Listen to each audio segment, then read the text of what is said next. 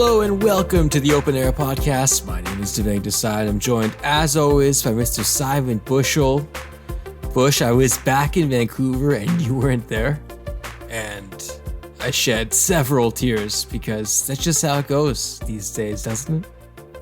Yeah, absolutely. Now that I'm on the other side of the world, just trying to avoid you, Devang, at all possible causes. Justified. And I will say, like, now that I've got you on the show, I just want to open by saying publicly, how dare you leak the meeting notes from our last meetings publicly to the world? Like, I need to give you a dressing down in front of the cameras here.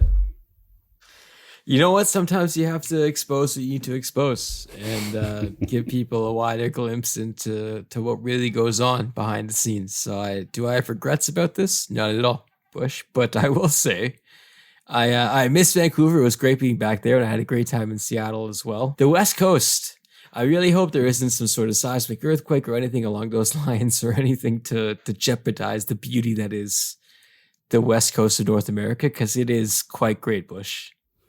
Well, there's a reason that I enjoy living there, despite the astronomical cost and all the things that come with it. It is still a lovely place to live, despite it now being riddled with horrendous right-wing libertarian nutcases. It's still a good place to live.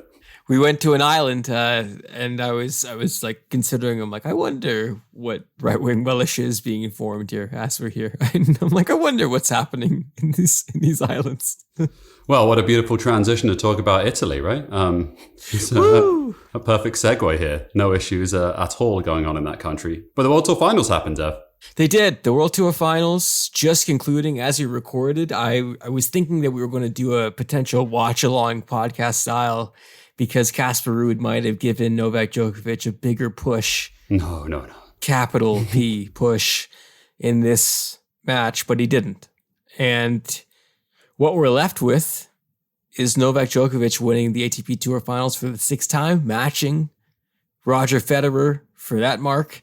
The biggest payday in tennis, the biggest check, Bush, which I found a bit illuminating considering how much maybe we don't rate this tournament and the fact that it is the biggest paycheck in tennis. It all kind of lines up when you think about it.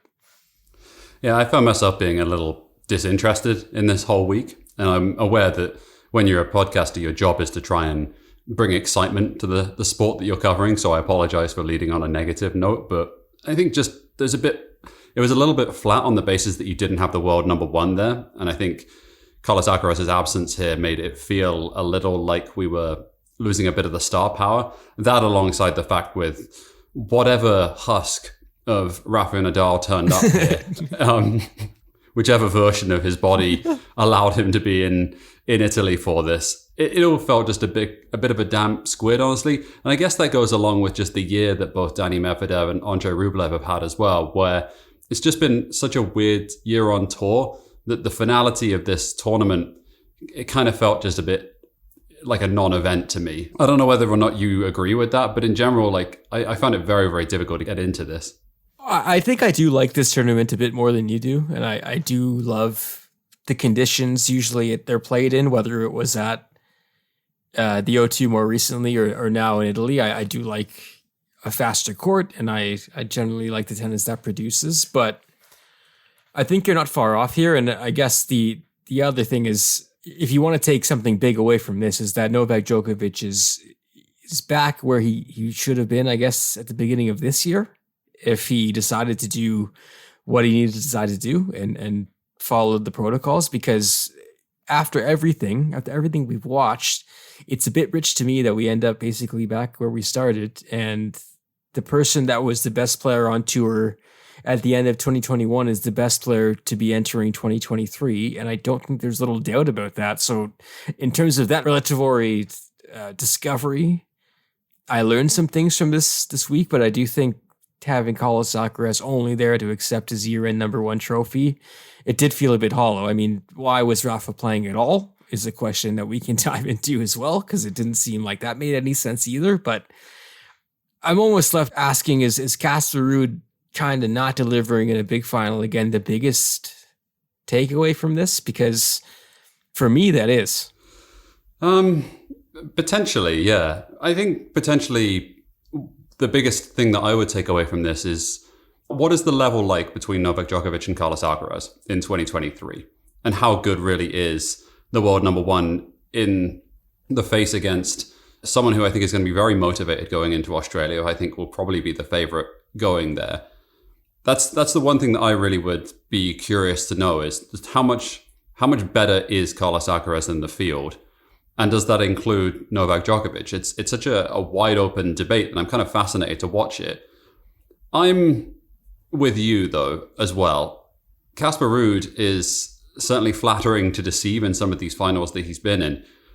He has one of the worst backhands of a top 5 player I think I've ever seen. It is an astonishing weakness. The crazy part is there's a couple guys that you can think of like that who are in the top 5.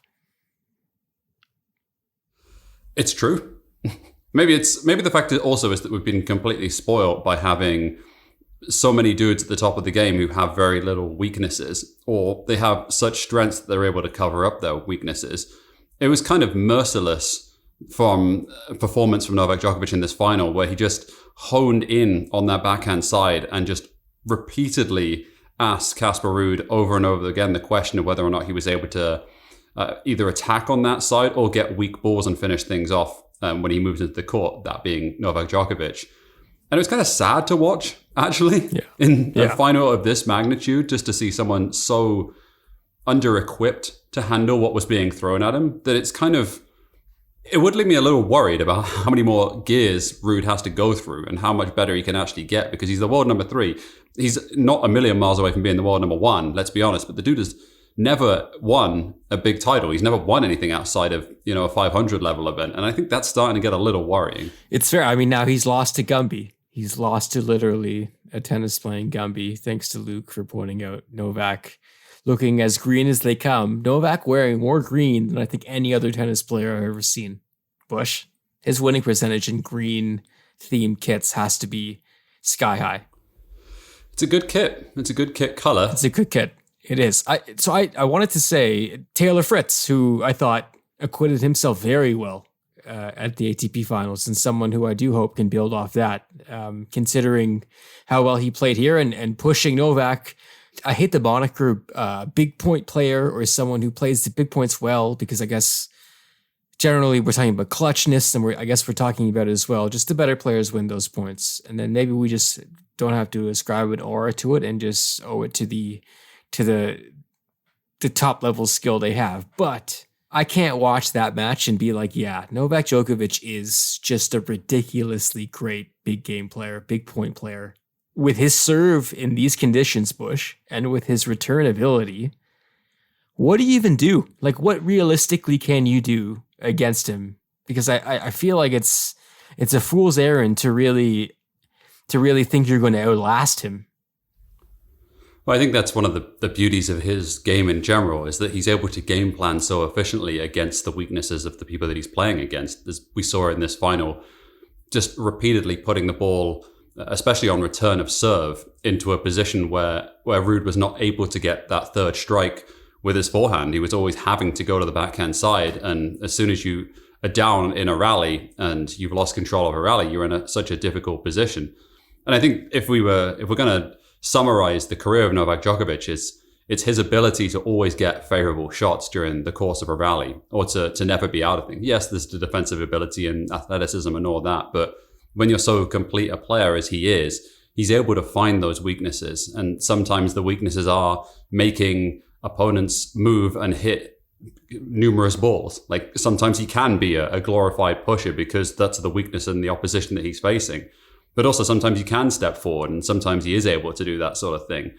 I think the one thing that you would say about it, if you're looking to try and find a weakness in general, he can get undone by players who match him in terms of rallying ability and force him to go for a little more, especially players who are super athletic in their own right and run everything down. And that's not the case with someone like Alex de Minaur, of course, because he doesn't have the weapons to trouble him. But I do think the next generation of kids do have an opportunity to try and step up against him, because they're able to handle a lot of that stuff, and they also have the firepower to match him as well. So I think it will be fascinating to see whether or not that stands true in 2023. I'm with you. I mean, the Danny Medvedev match and the Danny Medvedev done in the tournament, and they're playing like a 3-set war in which Djokovic looks like he could possibly collapse at any moment. And you're like, why are you doing this? Like you're through already. What's happening here? But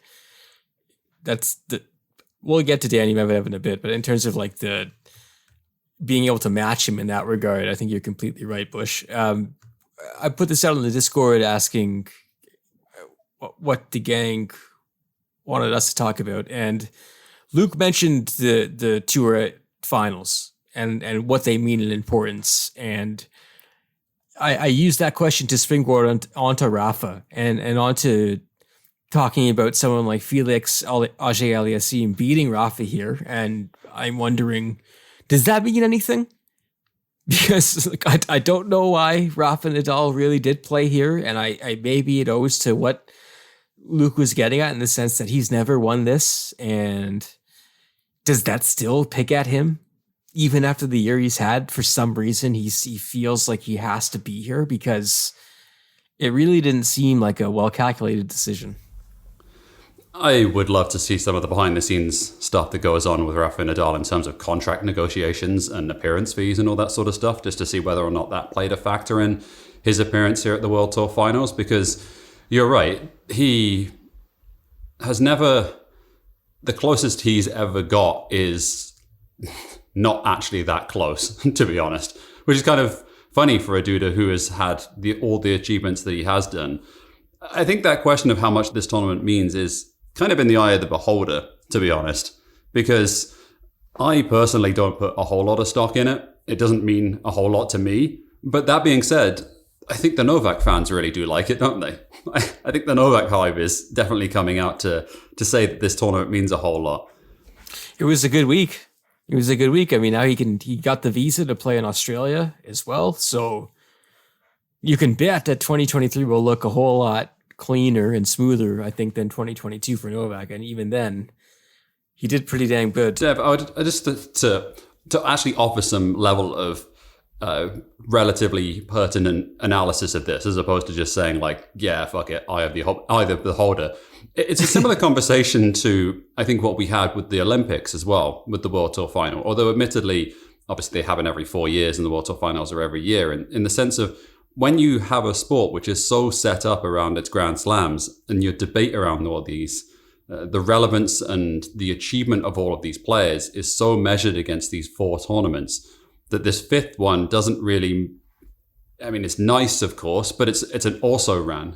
I think that's changed, though. I think that's on the ATP not doing a better job of standing these tournaments up as standalones. And I think we weren't far removed from when I thought the Tennis Masters Cup was a big deal, or if you won in Indian Wells, it was a big deal. I think we're still in that same cosmos where it didn't happen a million years ago. I guess the idea now is if you don't win a slam in a year, you've had a bad season. And I think those expectations are fine in a sense, but it's probably jacked up what we consider good or bad, or what was a success or what wasn't. I agree, especially at the back end of the year when I think a lot of people have reached exhaustion with tennis as well, is that when you set up all of those things around those 4 Grand Slams and you're, 3 months removed from that final Grand Slam, it's just very difficult to get people back into the fold, which I think is the case here. Despite, if we were trying to sell this and we say to a random fan who just watches ESPN in a bar, like, this is the final event of the year and it's the top 8 players and it's really prestigious, and the response will always be like, yeah, it's not Grand Slam though, is it? Like, it's not that interesting. Imagine someone put this on at a bar in America at 1 p.m. on NFL Sunday. I just want to imagine. Dev, the World Cup is on. The start of the fucking World Cup, and you schedule it at 1 o'clock. What is wrong with these people? I want to talk about some of the other guys here. This Rublev Tsitsipas beef. Bush, you mentioned this. Saw it on Reddit. Steph Tsitsipas basically saying that Andrei Rublev doesn't have many tools at his disposal, and yet he beat him. and Andre Rublev is being explained. This like the question is being translated to like 3 different people at the time, and it takes a bit of a while, but it gets delivered, and Rublev is basically incredulous and laughing and a bit hurt by it all. But why I say this, like, unless you're a jerk, which maybe I guess Steph is. I do feel like Steph is too old for this stuff at this point, right? He's been on tour for too long, and he's too old for this level of nonsense to come up again. I sort of felt like during the whole process of watching Rublev being explained all this stuff, it kind of reminded me when you have like your racist uncle telling a joke at a Christmas party, and like someone asks, like, I don't get it. Like, can you explain it to me? Walk me like, through this. Yeah, walk it's me like, through this. Why is this funny? What? Yeah, like just explain to me, please. I don't get it. Which kind of felt like this, and it kind of got the sting taken out of it as soon as having to be walked through it. You're just like, oh, so basically Steph's an asshole. That's like roughly yeah. He's an idiot. He's like, oh, okay, I got it. Oh, gotcha. Okay, that makes it easy to understand. Yeah, cool. Yeah, no further analysis, Steph. I want to like him. I want to like him so bad, so bad. And I don't think he's a lost cause in any sense. But you mentioned paltry backhands or not offering enough from that wing. He's a persona non grata in that regard. Also from the Discord, Josh mentioned this. Daniil Medvedev, you touched on it briefly, Simon. Tough year for him, but he's fallen off the pace. Like I don't think we can consider him part of that true elite group entering next year after what we've seen, especially recently. He's a massive wild card going into the 2023 season, isn't he? Because that player who was so dominant on hard courts isn't really the case anymore. Or we haven't seen that version of him in a long time. He's doing weird stuff. Bush, he's doing weird stuff now. It's almost like it's not panic, but it's doing things that he never really does that much, aka serving and volleying all the time.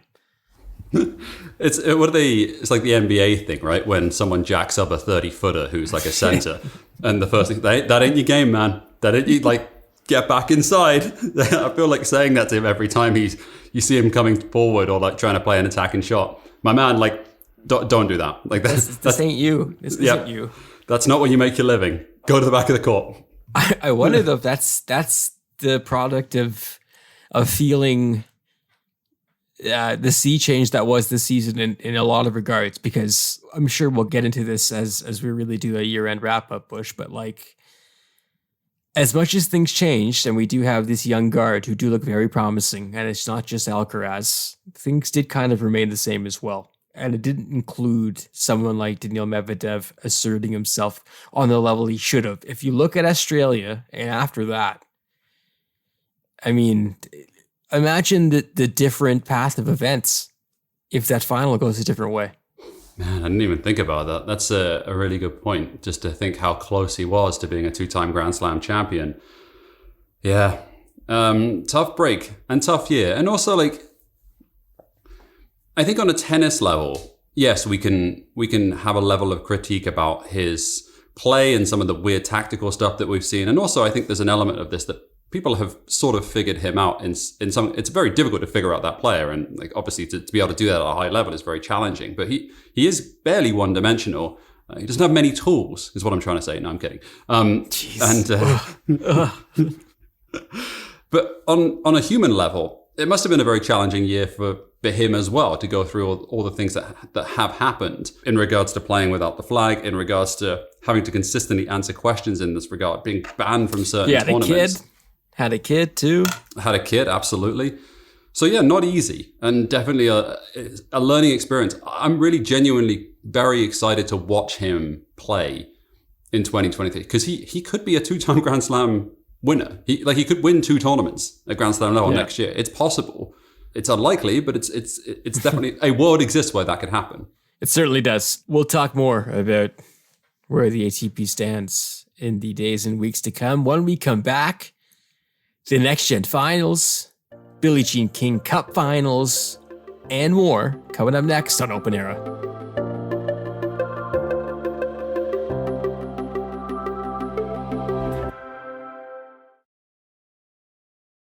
Welcome back to the Open Air podcast. Bush, we had last week off because I was in the Great West of North America, traversing up the Space Needle, looking at trees, looking at bridges, but we did miss a pretty consequential moment for the country of Switzerland, who was going through some stuff with Roger Federer walking away, but as we're going to get to in this segment, the future's quite bright, and I'm not going to attribute all to Raj, but the tennis investment in that country, a generally wealthy nation, this all checks out, doesn't it? That they're now ushering in this just wave after wave of top-level tennis talent. I think so, and I think that's also, we need to pay some respect to someone like Martin Hingis as well, who would have advanced that cause within that nation. So there's a couple of points here. Obviously, there's a representation standpoint of seeing someone or a group of people, either men or women, succeed at the highest level within that country, and then the trickle-down effect of that is that kids see that and want to emulate it. So on that side of things, it's obviously going to have a big effect, especially when you have such global stars, in the case of Hingis and Federer and Wawrinka as well. There is also another side of this as well, and not to be too flippant about it, Switzerland's really, really fucking rich. And so it kind of does make sense. My monocle, sorry, give me a sec. My monocle just crashed to the ground, so I'm going to have to sweep this up, Bush. So I don't know how much credit sometimes these nations get for like producing top level players when you're pumping this much money into it. And I know it's difficult at the top end of the sport and marginal gains and all that sort of stuff. But in general, if you're rich, it does kind of help, doesn't it? Well, this is the age-old Jess Pegula question, and it's amazing she tries because she's so rich, or I can't believe she cares because she's so wealthy. So why would she grind? Tennis is especially great for this because it is individual, but I wonder as well in some of the other North American sports, especially Bush, that's not that rare. Hockey, baseball. I feel like that there's a similar level where the amount you have to invest if you're a parent and you're taking your kid all over the place for all these tournaments and all these things, it doesn't create an environment, I think, for accessibility. Yeah. I mean, especially when you have massive problems of infrastructure and how land is such a massive part within the sport of tennis. Like unless you have that infrastructure already built, it's just going to be very, very challenging to build it in 2022 or advance as we go into the future. Yeah. I mean, better to have those facilities already is what I would say. Like the nations that are doing well, I think are going to continue to do well.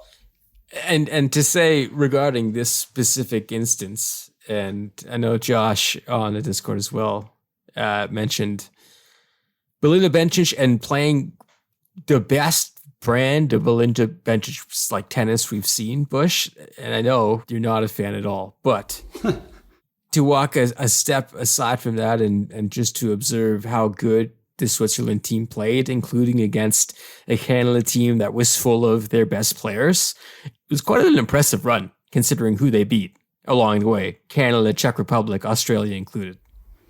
Yeah, I thought so. Like, it was just rewards, I think, for a really good year in general. And by the sounds of it, a very tight-knit group. Like, just the team chemistry and everything as well. Most people saw if they saw anything about this tournament, it would have been the celebration at the end of recreating, quote unquote, the Federer Wawrinka gold medal performance at the Olympics.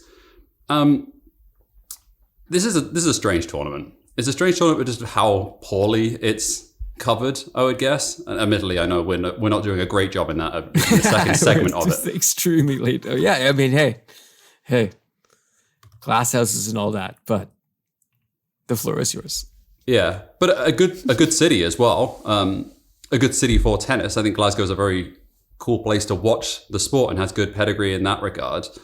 You just kind of wish that it had a bit more of the profile was larger for this kind of event, because there is prestige in this. And I think you were seeing the best players in the world play at the top end of it.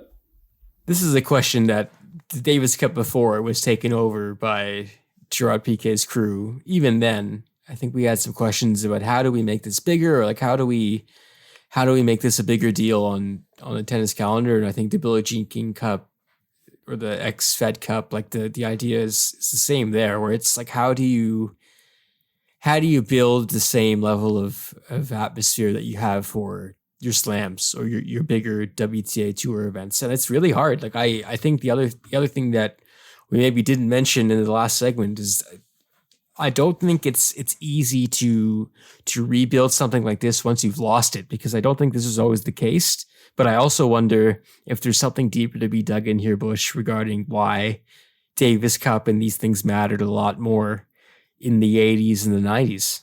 Like, was it the fact that we didn't have this much tennis all the time available to watch? Was it because nationalism was stronger back then, or was it because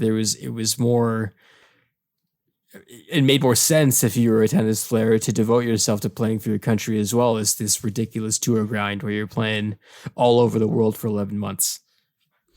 I think all of those things are true. I think there's also rise in individualism as well, and rise of the way that certain sports are covered.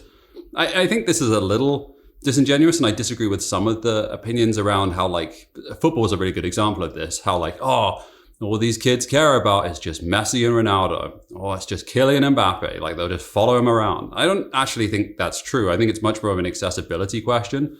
And the fact that none of these sports have done a particularly good job of engaging with either viewer behavior or, to use that horrible loaded terminology, consumer behavior. Largely, like, you have to continue to evolve, and you have to continue to try and showcase your sport and tell stories in a way that is understood by the audience that you're trying to pursue. And I think tennis has done an awful job of that. I mean, how many times have we spoken on this podcast about how terrible they are? I think that is true here as well, which is that, yes, absolutely, playing for your country and playing in a team event is awesome. Like, it should be not just the pinnacle of the sport, but in terms of drama and in terms of all the stuff that comes with it. There's some awesome stuff that comes out of this. I just don't think it's particularly marketed, or the story is particularly that well told at the moment. I think that's right. I mean, as a Canadian, I'll say I was very, I love that everyone showed up, and it was Bianca and Layla and Gabby and all the top players that our country has to offer. And there's quite a few of them based on how good Canada has been. Rebecca Marino included, Carol Zhao. Like, this is a great time to be a Canadian tennis fan. So I love the fact that they joined up for this. And even though it didn't work out that well, I think it's great that they are invested in this way. And if you look across and see who was playing for their nations, I know Iga wasn't there, but that again, that depth, like Harriet Dart for the UK, probably going to have a very big 2023. There's a lot of players deciding to buy in for this event, and I hope, I guess, that they figure out how to sell this better, because it's all about selling. And as we talk about marketing and trying new things, we have to touch on the Next Gen Finals. For the 12th year in a row, Brandon Nakashima has won the Next Gen Finals. Eligibility somehow remaining. I'm joking. I want to give Brandon Nakashima his flowers, because he was great in this tournament, taking home the title in Milan, beating a crew that included Lorenzo Musetti, Jack Draper, Yuri Lehecka, Sung Chun Ting, Dominic Stricker, Francesco Pizarro, and Matteo Arnaldi. Holger Rune was called up to the big leagues but didn't get to play in the tour finals. Bush, thoughts on Brandon Nakashima taking this title? I think he is the oldest of this crew, but it's not by a huge margin. Yeah, I mean, it's shocking that he won this title at 29 years of age, 29 years young, to lift the crown. Who would have thought? Full beard, and everyone else was just shaving. It was actually quite weird as a tournament. I don't think Nakashima winning this is a particularly big surprise. Just he's not had a terrible year, but I think more was expected of him, just given all the potential that he does have and where he is in this stage of his career. That being said, obviously, like, the elephant in the room is that Lorenzo Musetti just looked awful during this whole tournament. Did not play well at all and got the doors blown off him by Dominic Stricker. Jack Draper didn't play that well in this tournament either. And maybe it's a question in general of how good is this crop of players who was at this year's event? Because history says that the players that make it to this event are top 50 players, like all of them. I don't know this off the top of my head. I think this is probably fair and someone can fact check me, but I would say that every single player who has been at this event is a top 50 player. I think that's almost certainly true. In the past, in the past, yeah. Or has become a top 50 player. Yeah. Just to defend back in Nakashima's honor, I think Pissarro and Arnaldi are older than him by a couple of months as well. How dare you? Outrageous to... I'm sorry, Brandon. So maybe this group just isn't that good in general. Or maybe they're just not as good as some of the ones that have come before it. It's fair. I mean, I enjoyed the shoulder content, as we say in the biz, regarding this event. I don't. We do say that, do we?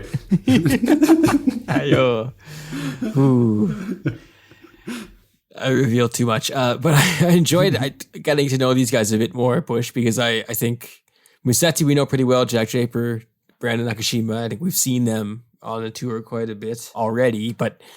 Even someone like Lehecka I was familiar with, except for his diehard passion for the Detroit Red Wings, which I found fascinating. And I have to dig deeper into. There must be some sort of Czech connection there. But I liked watching them like interact with each other, and you have them asking each other what their goals are for the next season. And you can see some like the gulf in what they've experienced already between them, because there's a couple of them who are like, yeah, I lost to Novak in 5 sets at a Grand Slam. And someone else is like, well, I'd like to make it into the main draw at a Slam. And it's like, okay, so we have this massive gulf there. And I think that kind of maybe lends credence to what you were saying, where I'm pretty confident we'll see the 3 of those guys, Musetti, Draper, Nakashima in that top 30, but I'm not totally sure about the rest.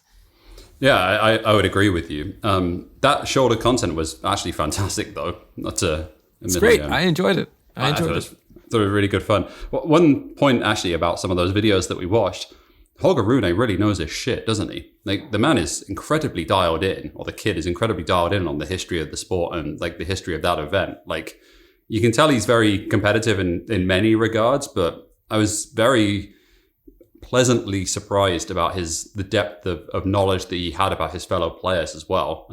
So yeah, he's got a good head on his shoulders in that capacity, even if maybe not in some other ways. It's true. And I guess removing him from the conversation in this crop of players is disingenuous, because we should include him, right? Like, I think that's probably fair. Yeah. I do feel a little bad for Musetti, just given there was 3 Italians at this tournament, and the hometown kid and some, home-ish town kid. He did not perform well, and he looked for all the world like he's still dealing with a lot of the things that he's going to have to deal with throughout his career. It's, I still believe, Dev. I'll buy the talent forever. You got to, because I mean, it's not like it's going to be ugly to watch, even when it's not pretty, if that makes sense. You know, no, totally. Like even as he's going through the motions, it'll still be something that I enjoy watching as just a tennis player. But no, you're right. And I think you were talking about fatigue and kind of being gassed by the end of the season. I think that's truly fair. And like I said, like the idea that the collection of players together, pretty different folks who have experienced way different things so far in their career. But Musetti's had a really, really interesting introduction to the top level, Bush. Like, he's been really close to some huge things. And when that doesn't happen, and then you examine it a bit deeper and see why it didn't happen, those things stick. And I can understand that as being a youngster where that sticks with you. But I will also look at the fact that he was able to beat someone like Berrettini just a few weeks ago on a hard court, someone who you would argue should be much farther along than him in terms of what he can produce at this level. So I'm going to give fatigue the W here. Well, you want to talk about differences in terms of a group of players. Lorenzo Musetti beat the world number 1 in a tour level final. And exactly. Exactly. And Dominic Stricker is ranked 111 in the world. Like there are levels to this, and it's a very strange tournament in that regard. I guess one other point on this one, just about the rules and everything, and those things became not, I wouldn't say under sharp focus, but it's always interesting to see what they do with it. Dev, I really like the 5-set 4-game structure. The scoring, yeah. I really do enjoy it. It feels just, because they haven't changed too much about it. I would keep the ads in because I think they still add more. Sorry about that pun. But I really like it. And it kind of, in some ways, changes a bit of that conversation about all your bullshit gender parody stuff. I kind of think if Grand Slams were 5-set of 4 games each, it would kind of solve a lot of that, both genders and everything. It's kind of an interesting one to examine in that regard. I'm going to be proof positive, Bush, that things or people can change and change their opinions. But I've been on the record saying I didn't like the scoring system, and I'm with you. I agree. But you know what I don't like anymore? You don't like the court? Yeah, the court. I don't know is it me aging now where I'm like, I need more lines. I need to be able to see things a bit clearer. I don't know if the court was too dark or too blue, but I found myself hating the court. Someone get this boomer a pair of glasses, for goodness sake. Jesus Christ. How hard is this? Can we not just get a thick white line on the outside? Come on, people. Jesus. Exactly. Just give me a little more paint. Perhaps we'll link to this video in the description, but you can find it Next Gen ATP Finals player introductions. Yuri Lehecka, like I said, big Detroit Red Wings fan. Got to figure out why. Any other takeaways, Bush, from this video? So my man Sheng is incredibly skinny. Just like, and we're talking about like golf in level. Also, difference in physique as well. Yeah. Is quite apparent. And you are reminded that a lot of these kids are 18, 19, 20, 21, and that there's a huge difference between an 18-year-old and a 21 or a 22-year-old. Like just physically from that standpoint, not all of us can be Carlos Alcaraz and be bulking up overnight using some of Novak Djokovic's mixed drinks. No, I'm kidding. Come on, people. It's a joke. As we skirt dangerously. I'm kidding. Dominic Stricker looked like someone who might have made fun of me on the streetcar the other day. So I feel like that was the true gauge. I'm like, how old is this guy? How old? What's going on here? He's I don't want to say chunky boy, but he is a thick boy, is he not? He really is. Growing boy. He's a growing boy. Let him eat. Jack Draper saying that if he were to win, he would celebrate. He'd get wrecked on the night of Milan with his brother. It made me feel, it warned me. I was like, this guy, he's just a classic lad.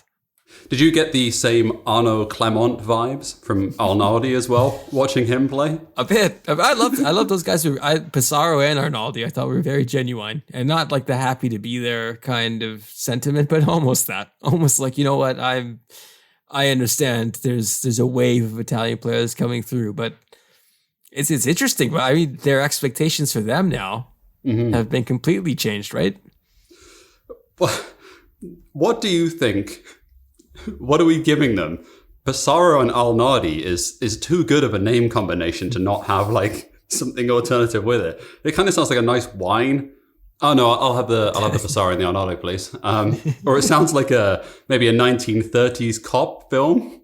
Inspector Pissarro. Yeah. It's pretty good. There's lots of good things you could do with those two.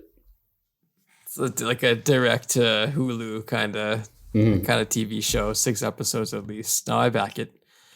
Maybe just to close off on this, the spectrum there, and I feel like I'm happy for Brandon Nakashima for winning this because he probably should. And I guess that was the same sentiment I had with Lorenzo Musetti as well, where it's like you should probably win this at this point, considering where you've been and what you played or who you played. But them comparing what their goals are for next season and seeing where the levels are at, I think it's a clear delineation. There's a clear line between the haves and the have-nots in terms of who's going to compete in the near future. And if it's not Nakashima, Draper, Musetti, I'm not sure who it's going to be. Bush out of this group.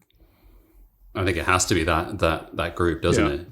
Jack Draper is a really good player already, and obviously his results back that up. And I'm really, really excited for his 2023. I just think he's a really, really good player. He looks like a top 20 player already to me in terms of the shape and everything. I like how he's like, they asked who you wanted to play next or who you wanted to beat next, and he called out Killicam Nori, which I loved.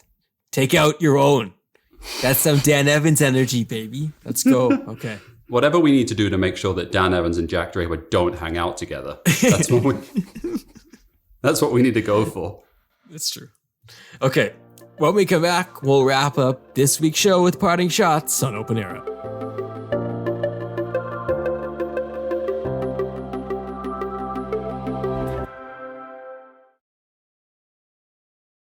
Welcome back to the Open Air Podcast. It's that time again for parting shots. Mr. Bushel, take it away.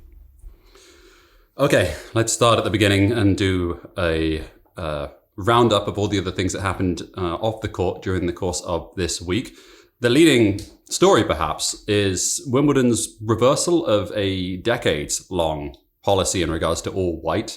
It was altered during the course of this week, and I think is a victory for all involved.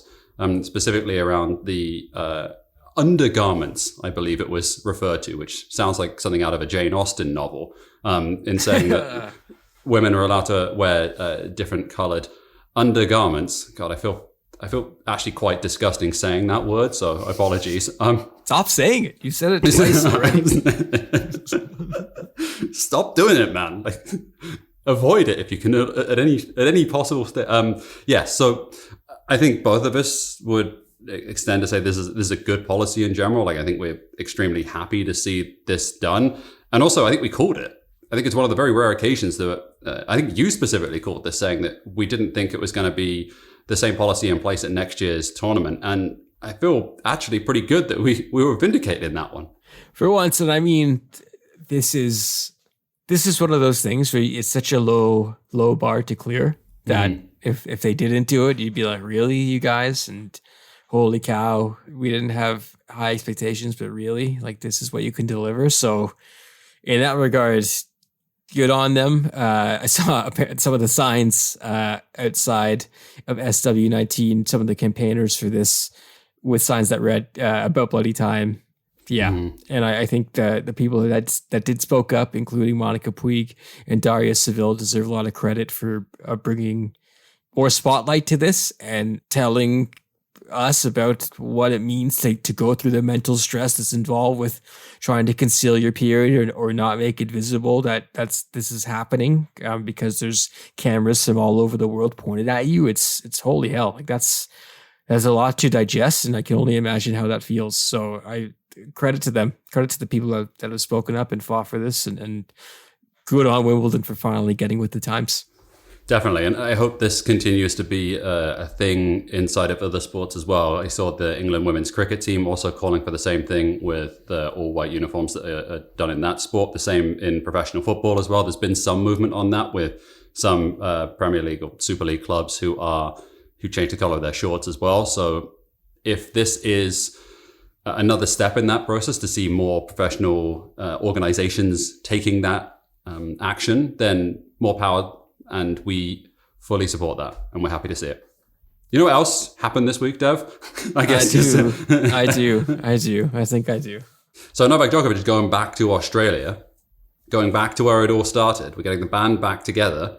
The question is, will he be allowed to bring in that strange powder that he was drinking in his liquid? How will that get across the border? I probably should stop making these jokes, shouldn't I? Because I'm going to get in serious trouble of slander. I will say, my larger question regarding Novak and all of this is, do you think he won? Do you think he's happy with how this all played out in the larger sense? Because somehow through it all, he added to his slam count. He took home the most money. Mm-hmm. He didn't, quote unquote, give up his principles. Mm-hmm. And he's back in Australia. It's hard to see it a different way. I think he robbed himself of competing for more trophies, but it feels like he won. Well, it's an interesting question in regards to accountability, isn't it? Because for those of us who I think this is just me being around my niece and nephew recently. And I apologize for infantilizing this, but it kind of is true in some regards, even as an adult, is that when you tell them, like, if you don't stop misbehaving, we're going to take the toy away from you. And then if you don't actually do that, then you don't have any, repercussions for your actions. And I think the question is whether or not you believe a 1-year ban from that tournament, even though from all accounts, the ATP tried their damnedest to get the dude in, tried their damn hardest to make sure this wasn't the case. Do you think that he has learned his lesson? And do you think ultimately the harm that he caused, he has actually understood why that was problematic? Because I am not convinced that's the case for either of those things. I'm probably going to say no. I'm going to say no. And that's kind of why I leave this whole situation feeling a bit hollow. And perhaps my view will change a bit when the Australian Open actually comes around. But he missed the Australian Open, the US Open, Indian Wells, Miami, Canada, Cincinnati, and earned 0 points for winning Wimbledon. And he still finished the season inside the top 5. I just That's insane, man. That's insane. So from a tennis perspective, yeah, absolutely. I just think from a, I'm trying to think of the right wording here. This is where I don't know enough about the criminal justice system or the language that gets used in it. What I'm basically trying to say is like rehabilitation. That's what I'm trying to say. Rehabilitation. So like in the sense that I don't really care about all the things that he missed. I care about that he understands why what he did was a problem. And I care that he's actually learned enough lessons to realize that the things that he's done is harmful. In the same way that, like, you've seen the same thing with Kyrie Irving, haven't we? Which is like, this dude clearly does not get it. And what all the powers and the mechanisms around it is basically trying to hide this dude and hope it goes away, which is what has happened here with Novak Djokovic as well. I don't think he's learned a damn thing, Dev, through the course of the year. And I still think he believes he's in the right, which to me is not a level of rehabilitation. And I think to back your point, he didn't have to change anything. No. He wasn't the one who changed, right? Like the Australians changed. The Australian government changed. So I think literally the Australian government changed. they changed as well. No, I have a hard time disputing what you're saying, Bush. In an effort to put myself in the Novak backer's shoes, which I think I'm trying to for the sake of the fact that I can understand perhaps seeing someone transcend like tennis and sport and you're idolizing this person to a high degree. I do wonder though if they're able to take a step back and look at what we were just talking about in the regards of accountability and why he missed all those things and why all of these things happen. If they really do judge it fairly and look at it and say, well, Rafa's only at this number because he wasn't playing, or does it really mean the same because Novak wasn't there? No. Novak was there, could have been there, should have been there, but he wasn't on his own accord. So whatever happened because of those things, that's on him. That's on no one else. And that's that. I just want to see, I hold people who have power to such high standards. And this dude has spectacularly failed at every turn of being a good role model and figure during this whole pandemic. And he has not remotely learned anything about that. And to me, that is more troubling and more harmful than any amount of time that he missed in tennis. Like in the sense of just whether or not him being away led to Rafa Nadal winning another title at Grand Slam level. Like ultimately, that's not the most important thing here. I don't really care. Yeah. Let's move on. As you mentioned in the first segment, Carlos Alcaraz did secure the year-end world number 1.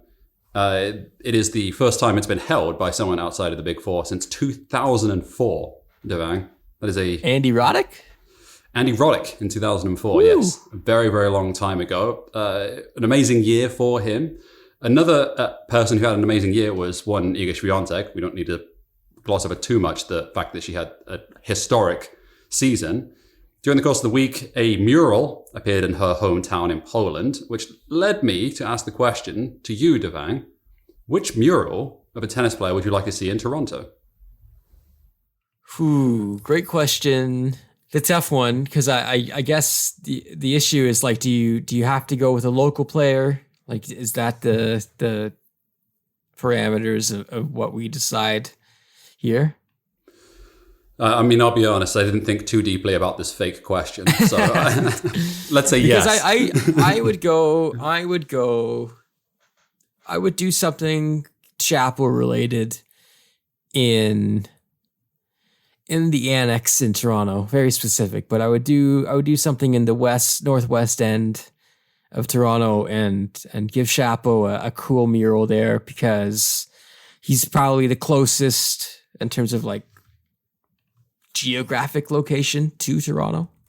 I'm quickly Googling Bianca Andreescu's hometown because I could be way out of depth here, but Mississauga, yeah, I think Chapo might be slightly closer. But it's between them, maybe a joint collab. But I would like to see, I have it in my Twitter profile picture if you want to go look at it, or like my banner picture, whatever, or however long Twitter exists for, whatever. It's an Arthur Ashe mural that they made in Baltimore. And I would love to see something that iconic and powerful. And I think obviously that banner has its own significance, but that's probably my other favorite tennis associated mural. But I'll go with some hometown local-ish people in the GTA for my Toronto mural. Yeah, murals are interesting, aren't they? And they hold different power based upon the city or the community that you come from. Especially in my Premier League team in Leeds United, just seeing the figures that have been through that club and how important it is, especially one of Calvin Phillips, who doesn't play for the club anymore, but still seeing someone who, a black player who at a club who has historically not been great around people, black people, has been.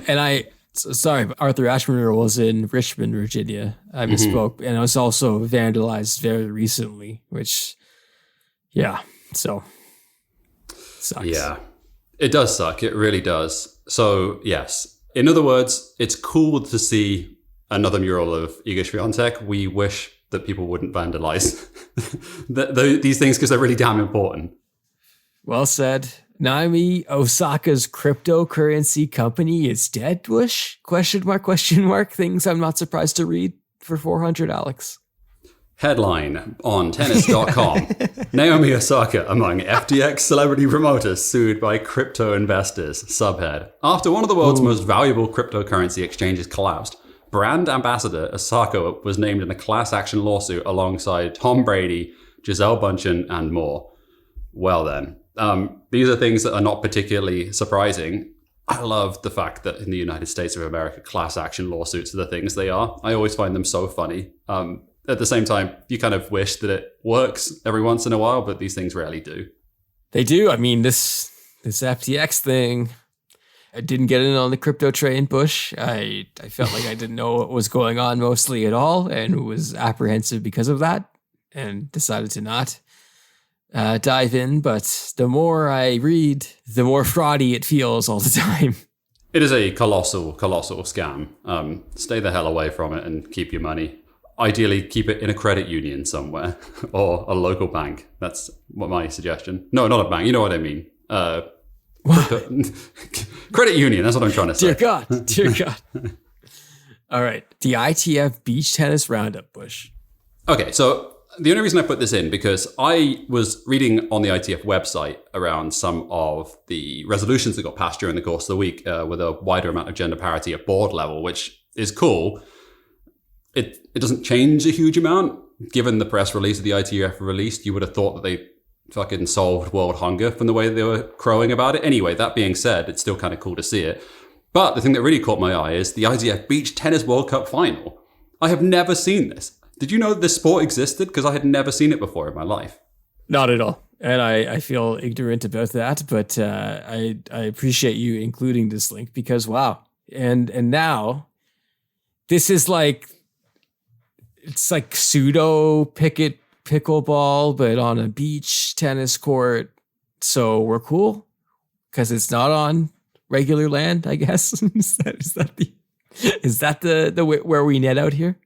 This is a cross between tennis, badminton, pickleball, volleyball. But because it's on sand, we're okay with it. in terms of real estate. Sand makes everything okay.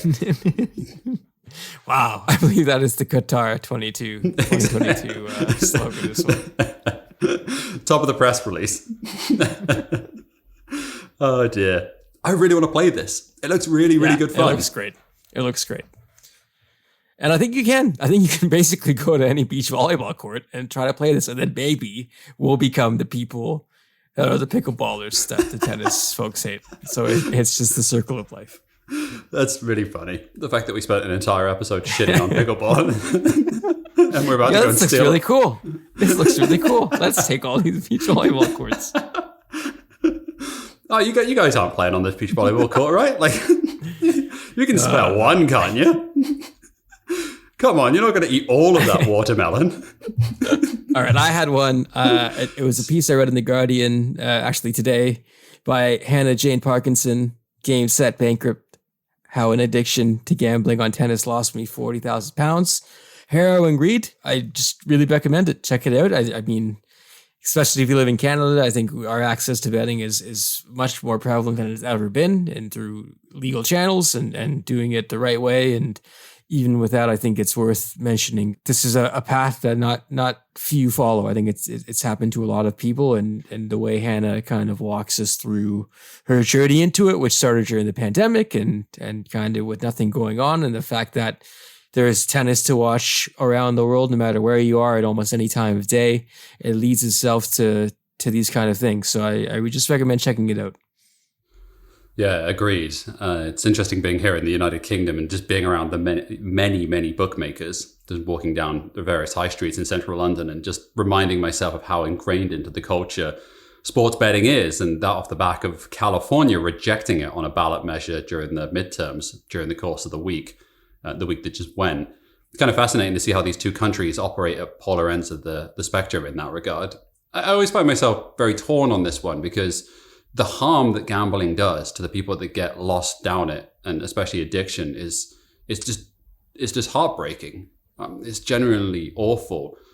But you kind of have to balance this out. Like, nothing that is ever banned and fully like outlawed, it always finds its ways into strange black markets. Yeah. So you can't ever go in that direction. You just kind of hope for real strict regulations on this stuff. Yeah, and I would say, like, I think I'm someone who likes sports a lot of different sports, and I've never felt the need to wager, really, ever. And I say that, and then as soon as I make that remark, I also think about how that doesn't really matter. And I know it's not something a lot of people want to do, right? This is a whole other animal, and it's putting myself in the shoes of someone who's maybe dealing with other ailments, whether it be addiction to other things like alcohol or other things, right? So it's taking a step back and realizing how this can happen to really anyone. And it's not to say that you're worse off or a worse person for this happening. It's just being able to empathize and understand where they're coming from. No, totally. It's kind of fascinating. This is a slight aside, but I was reading a YouTube comment section on a video. Stay with me, people. There's actually a point that I'm trying to make. And it was the greatest place on earth. Exactly, yeah. And it was trying to basically say, like, that for all the stuff that gets said in modern society between your generations, especially around your Gen Z category and your millennial category of people being addicted to social media, we tend to forget that addiction looks different based upon the time period that you live in. So yes, I'm sure some people are addicted to social media, but people in the 40s and the 50s were addicted to alcohol and addicted to cigarettes and addicted to various drugs in a way that doesn't exist in modern day society. So it's kind of fascinating to see what is the vice of the particular generation and how it badly afflicts the people that get stung with it. It's fair. I did want to mention, I got a targeted ad for a Stephen Colbert Pickleball Celebrity Challenge. A targeted ad, Simon. So I don't know what happened, who dropped the ball here, but it's going to play on TV's Sports Frenzy regarding the sport. CBS teaming up with Colbert and Funny or Die. Yeah. So just to leave us on a low note, I read that, digested it, shuddered, and then closed my app. I feel like it's funny that we did a segment on Naomi Osaka sort of being sued in a class action lawsuit for results around cryptocurrency. Do you feel like in 10 years' time there's going to be a whole lot of things about pickleball as well? Yeah, maybe. Maybe we'll see. We'll see. Let's get to 2 challenges remaining. Simon, you go first. I took a trip to the National History Museum during the course of the week here in central London and visited the Wildlife Photography of the Year Gallery. It is a touring gallery, which is at a bunch of different museums throughout Great Britain and Northern Ireland. It is terrific. I'm sure some of those photographs have made it into your various different news feeds. One of the most famous ones, I think, out of this collection is 2 bears in a deserted village. I believe it's in the Ukraine. I can't remember. Anyway, it's taken by a drone shot. It's incredible. And just going and seeing 100 curated photos and thinking about the backdrop of who's taking those photos and how difficult it is to capture those moments, it is a reminder of just how good that medium is when done right and the stories that it can tell. So it really stuck with me and it really resonated with me. I tell you what didn't resonate with me. The fact that it was 17 fucking pounds to get into this thing. Jesus Christ, Devang. It's nearly $30 to get into this gallery, but it was worth it. So, whatever. Everything costs so much everywhere. It's outrageous. On that note, that sounds wonderful, sir. And I love to hear that. I'm going to shout out Seattle. My sister lives there, and I had visited a few times before on a work basis, but to actually just be able to go there on a vacation basis and visit with my partner and go and see the sights and also see the sights with my sister and her fiance. It was really great. And just overall, I'm a big fan of that area of the country, of North America. And it was pulling me back, Bush. I saw the mountains again. And I was like, oh God, yep, that's why I moved here. It's a great place, man. See the sky for a reason. You can go up and ski in the winter. You can go down to the beach. I believe it's one of the few places in the world that they have the claim to say that you can experience all 4 seasons in one day, depending on the time of year you go into. So I love it. It's a great place to live, despite all of the many, many problems that are there. And we will leave it there. A reminder, we are on patreon.com/open era. Join us there, get the show ad free, get it early on Sundays. Plus, join the Discord where we are chatting tennis all the time. We're going to do some year-end stuff, which the Discord will be heavily involved in as we mine their brains because they are wonderful, smart people. So join them, join us at patreon.com/open era. We're also on Twitter at Open Era Pod. And also, if you do enjoy the show, a rating or review wherever you get this podcast would be so wonderful for us as we try to get this pod into more people's ears. For producer Greg on the 1s and 2s, and for Simon, thank you so much for listening to Open Era. We'll talk to you next week.